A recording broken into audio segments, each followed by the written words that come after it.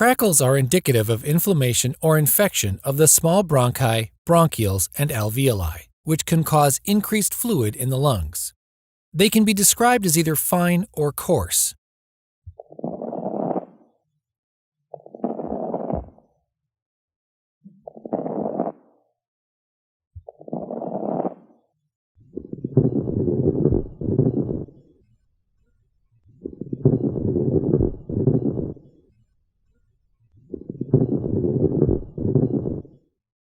Specific conditions that can cause this inflammation include pneumonia, pulmonary fibrosis, acute bronchitis, CHF, or acute respiratory distress syndrome.